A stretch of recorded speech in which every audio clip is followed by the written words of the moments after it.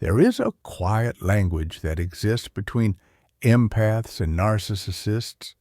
It is not spoken in words, but in subtle shifts of energy, in unspoken expectations, and in invisible exchanges that happen without conscious agreement. This dynamic is not loud or obvious. It does not announce itself. Yet it operates with a consistency so profound that over time it shapes the very way empaths give and the way narcissists take. It is a silent exchange, and it happens whether either party fully understands it or not. Chapter 1. The empath's light, what draws them in. There's something quietly powerful about the way empaths move through the world. They don't have to speak loudly to be felt. Their presence alone carries a certain softness, a warmth that disarms even the most guarded people. It's not about grand gestures or trying to be noticed. It's about how their energy makes others feel safe, seen, and accepted without judgment. Empaths have this ability to listen in a way that goes beyond hearing. They feel what's beneath the words, the emotions that never get spoken aloud. And in a world where most people are trying to be understood, that kind of understanding can feel like sunlight after a long winter. But that same light, that rare ability to sense and care deeply, is also what makes them visible to those who are searching for something to take. You see, for someone who doesn't know how to create warmth within themselves, that empathic glow becomes magnetic. It pulls them in, offering comfort and validation that they can't find elsewhere. The empath's energy becomes like a mirror, reflecting back a version of the person that makes them feel special, important, worthy. And that feeling, for someone who thrives on attention and admiration, can be irresistible. Most empaths don't even realize how powerful their light is. They move through life thinking their care is ordinary, that listening deeply or offering kindness is simply what anyone would do. But for those who live behind emotional walls or rely on control to feel secure, that kind of openness can feel almost unreal. It's a softness they can't replicate. So instead of learning how to nurture it within themselves, they want to possess it. An empath doesn't enter connections with suspicion or defense. They begin with trust. They assume good intent. They lead with curiosity rather than caution. They give people the benefit of the doubt because they believe that everyone, deep down, means well. And while that's a beautiful way to move through the world, it can also make them vulnerable to people who see empathy not as a gift, but as an opportunity. It's not always obvious at first. Often it starts with admiration. Someone might say how calming your presence feels, how easy it is to talk to you, how they've never met someone who gets them so completely. These words sound genuine, and many times they are.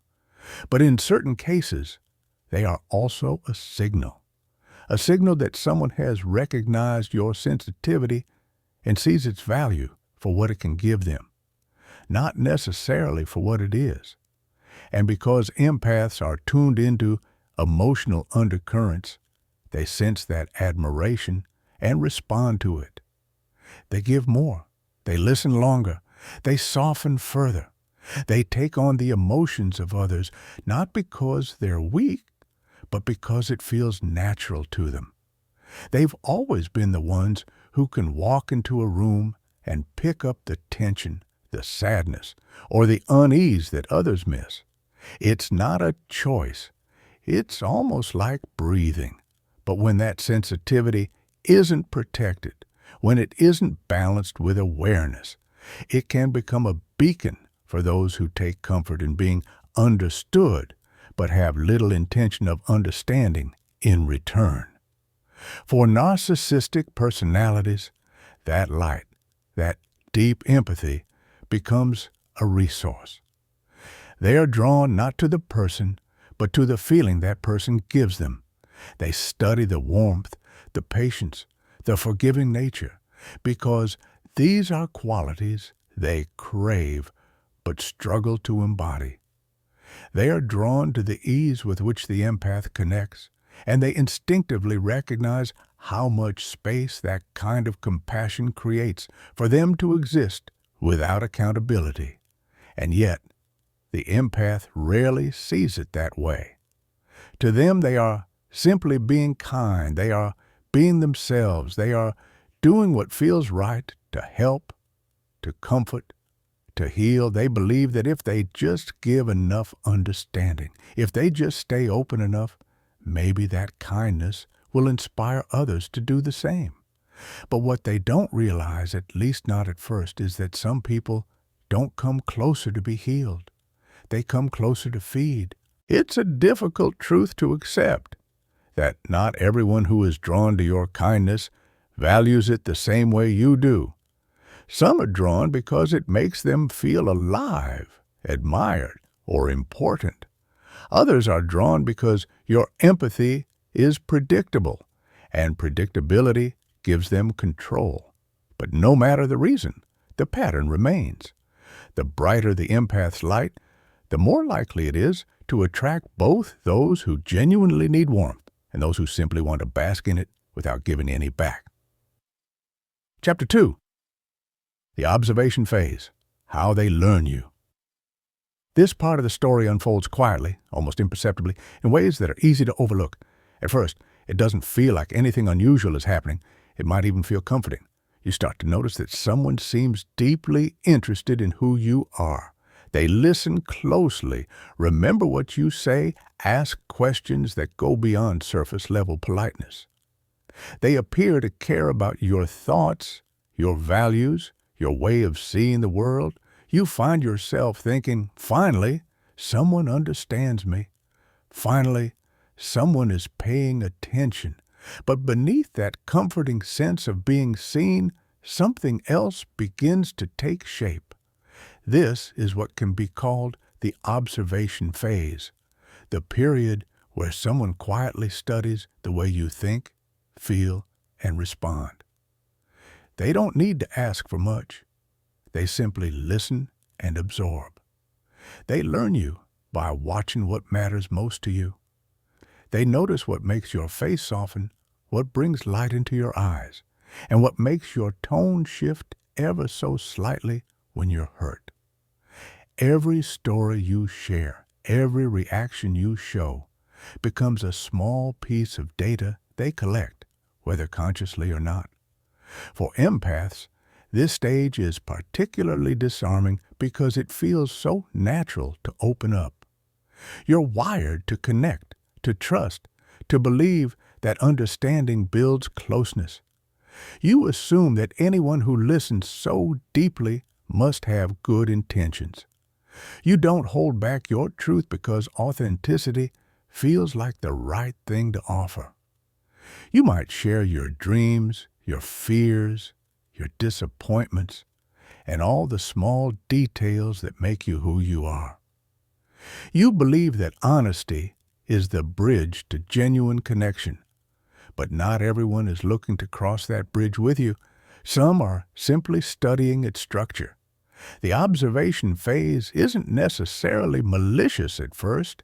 Sometimes it begins out of admiration. People are drawn to emotional depth because it's rare. They might find your calm presence soothing, or your ability to listen comforting. They might even want to be more like you. But as they continue to watch, they start to notice how your empathy operates. They see that you soften when someone seems uncertain. They see that you tend to take responsibility for misunderstandings, even when they're not your fault. They notice how you strive to create harmony, how you value peace over pride. They take mental notes, not always with bad intentions, but in a way that begins to teach them what works with you. And the truth is, people remember what benefits them. So when someone realizes that empathy equals predictability, that kindness always gets the same response, they start to use that knowledge consciously or subconsciously. They learn which words earn your forgiveness, which silences make you uncomfortable, which emotions trigger your concern. They learn how to speak your emotional language without necessarily meaning what they say. What makes this phase particularly difficult for empaths is that it mirrors what they do naturally. Empaths observe too, but their purpose is to understand and support, not to manipulate or control. So when someone reflects that same attentiveness back at them, it feels familiar and safe. It feels like mutual understanding. It doesn't occur to them that someone could be listening for reasons other than care. This is why so many empaths miss the warning signs, because the early stages feel like being met with the same depth they've always given. There's also the way empathy interprets intention. When you're wired to feel deeply, you assume that everyone else feels just as deeply. You assume that if someone invests time in learning about you, it must be because they value who you are. You see the good in them because that's the lens you view the world through. You believe that emotional attentiveness always equals emotional connection, but sometimes attentiveness is simply curiosity, and sometimes curiosity hides a quiet hunger for control. What's important to understand is that observation in itself is not inherently bad. We all learn others by paying attention. The difference lies in the motivation behind it. When someone observes you in order to understand you better, to respect your needs, and to build mutual trust, that kind of observation nurtures connection. But when someone observes you to gain leverage, to understand how to get their way, to test your reactions, or to exploit your compassion, that kind of observation becomes dangerous. It turns the very qualities that make you compassionate into vulnerabilities to be used. This is often when subtle shifts begin. You may start to feel slightly more self-conscious, as if someone is watching you closely, not out of care, but out of calculation. You might notice that your words are repeated back to you later, not to comfort you, but to prove a point. You may feel that your empathy, your desire to understand and help, is being anticipated and managed like a predictable response. The warmth that once felt mutual starts to feel performative. Something inside you begins to sense the imbalance, but you can't quite name it yet. It's a strange feeling to realize that your openness has been quietly studied. It can make you question your instincts, your memories, and your ability to trust. You may wonder if you shared too much, if you were naive, if you misread everything. But this is not a reflection of weakness. It's a reflection of your humanity. The truth is, people who feel deeply will always risk being misunderstood, because the world doesn't always know what to do with that level of sincerity. Chapter 3. The Subtle Extraction, Taken Without Asking. This is the stage where everything begins to shift, but not in a way that's obvious. It's not a loud or dramatic change. It's quiet, gradual, almost invisible at first. You might not even notice that it's happening, because what's being taken from you isn't physical. It's your energy, your attention, your sense of peace. And it happens so subtly that by the time you realize what's been happening, you've already been emptied in ways you can't quite describe. For empaths, the act of giving is second nature. You don't think twice about it. Offering comfort, listening without judgment, showing up for someone who's struggling, it feels natural. It's how you connect, how you express care. But this chapter is where that natural kindness starts to get twisted, often without you realizing it. When someone has studied your patterns, when they've learned what soothes you, what you respond to, what makes you feel useful, they begin to understand exactly how to draw from you without ever having to ask. It rarely begins with big requests.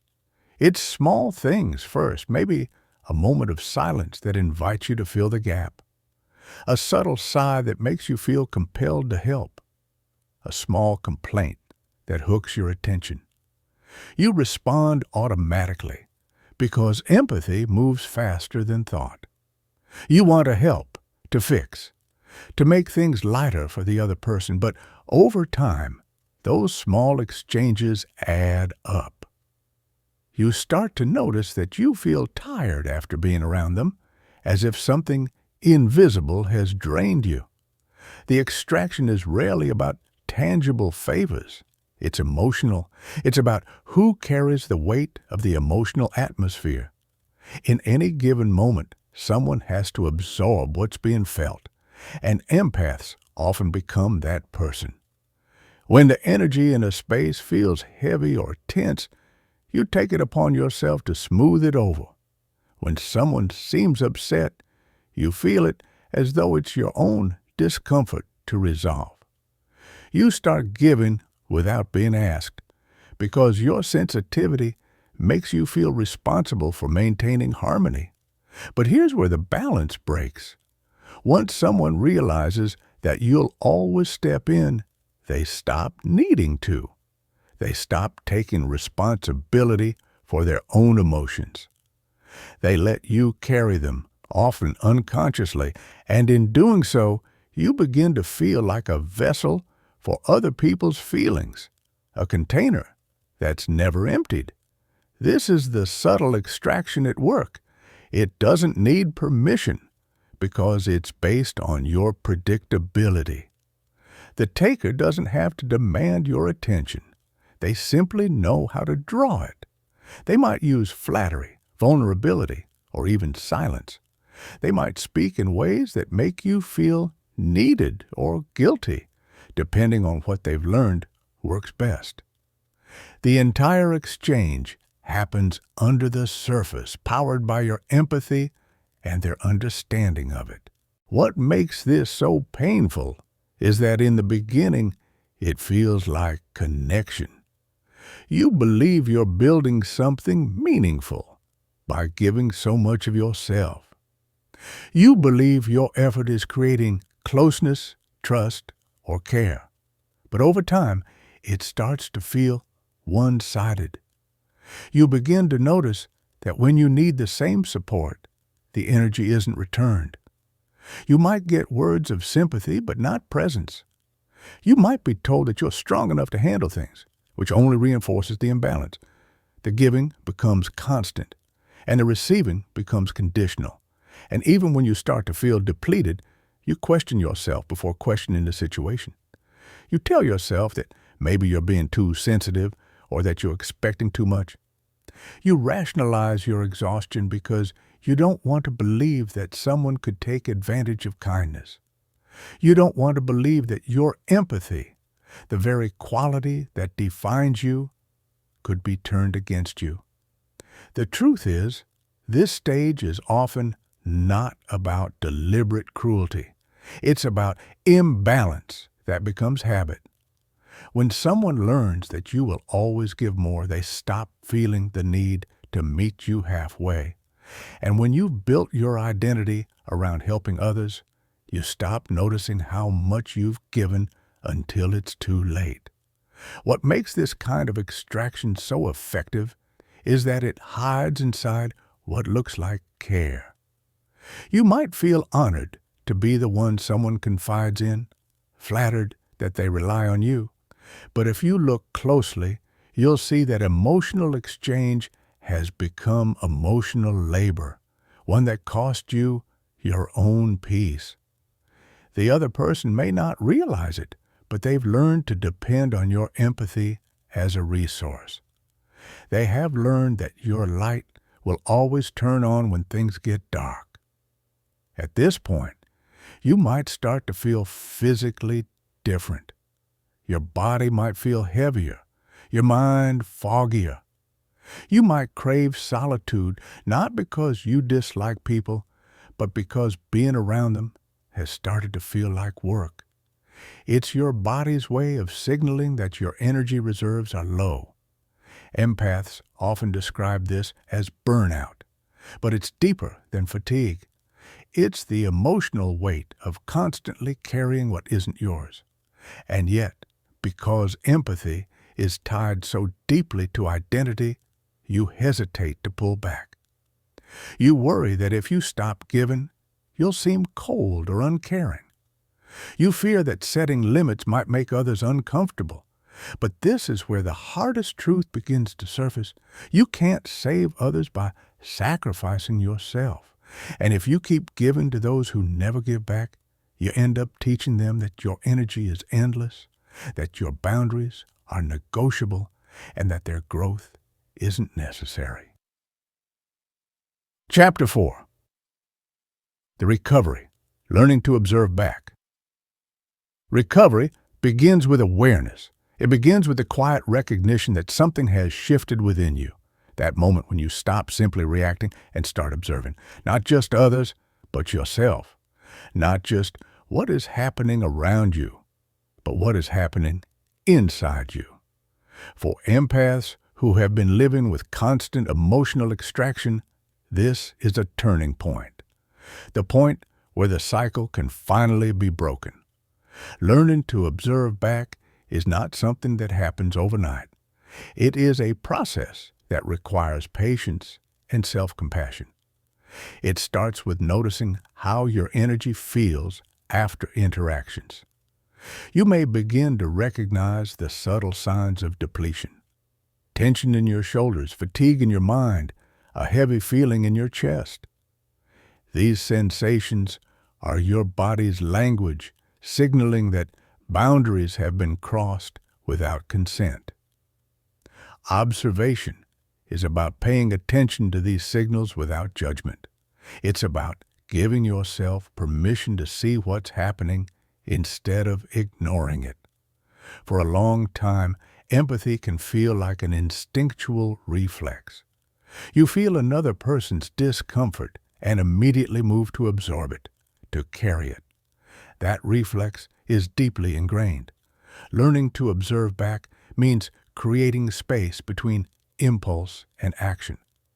It's pausing to ask yourself, am I taking this in because it belongs to me or because I have learned to make it mine? This is a subtle but powerful question. It shifts empathy from being a habit into being a conscious choice. Observation begins inward. It is about noticing your own emotional state before stepping into someone else's. This means cultivating self-awareness in ways that feel safe. It could mean journaling your feelings, quietly reflecting on your energy levels, or simply checking in with yourself throughout the day. The goal is not to shut down your sensitivity, but to create a deeper level of self-connection that allows you to recognize when your care is being used and when it is genuinely mutual. When you learn to observe back, you also start to notice patterns in how others interact with you. You begin to see the repeated ways certain people draw from you without giving back. You notice the moments when conversation leaves you lighter versus when it leaves you drained. This observation is not about labeling people as good or bad, but about understanding dynamics. You begin to read the energy exchanges more clearly. You can sense when someone truly needs support and when they are relying on you as a habitual source of emotional supply. This awareness brings empowerment, but it also brings challenge. When you start observing back, you face a new reality. You can no longer give in the same unconscious way. This can create discomfort, both for you and for those around you. You may notice resistance from people who are accustomed to your constant openness. They may push harder, test boundaries, or respond with subtle guilt. This is part of the process. Recovery is not about making everyone comfortable. It is about making yourself whole again.